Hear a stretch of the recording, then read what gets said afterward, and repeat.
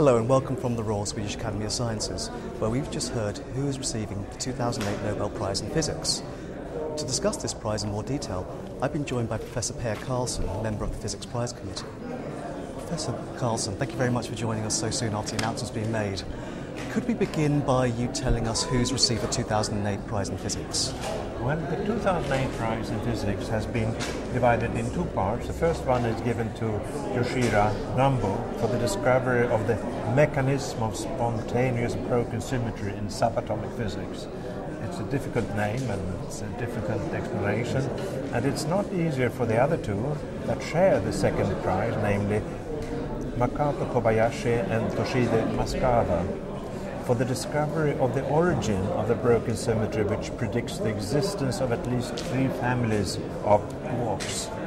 Right, so it's, as you say, it's quite a complicated matter, but in a nutshell, this is a prize that celebrates the basic constituents of matter, and the phrase symmetry appears in both the citations, and that's a phrase that might be unfamiliar to people outside the world of particle physics.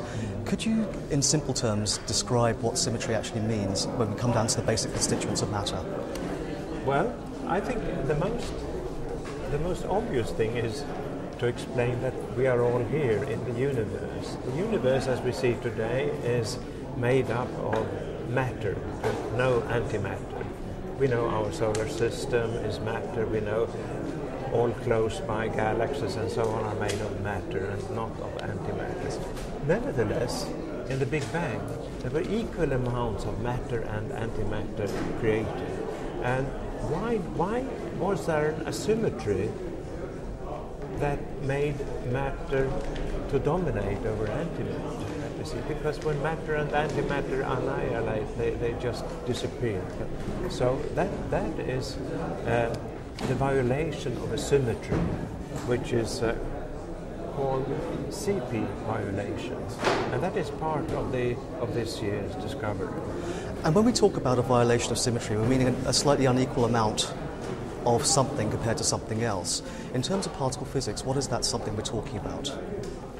Well, let me turn to the prize to Kobayashi and Masukawa, because they saw that they could incorporate this violation of symmetry only if there were 3 families of quarks.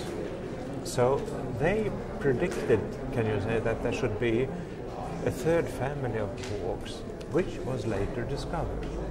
And also, in this last family of quarks, they can be produced at new types of accelerators, which has been done quite recently, actually. The paper of Masukawa and Kobayashi dates back to 1972, I believe, and certainly the recent findings are from the 90s, so it has taken some time. So what you're saying is that there was slightly more of a particular family of quarks that was predicted by Kobayashi and Masukawa, and that explains why there was slightly more matter than antimatter in the universe at the beginning, during the Big Bang, and explains why we're here right now. I think so. I think that's correct. Well, there are still open questions in this, and the question of broken symmetries. For instance, we believe that there should be a symmetry breaking which makes particles, which gives masses to particles. Why is a proton so much heavier than the electron? Why is all these states that exist, why do they have different masses? Well, we don't know, but we believe there is a mechanism which has to do with the broken symmetry, which gives masses, and that mechanism creates the Higgs particle, which we hope to see very soon.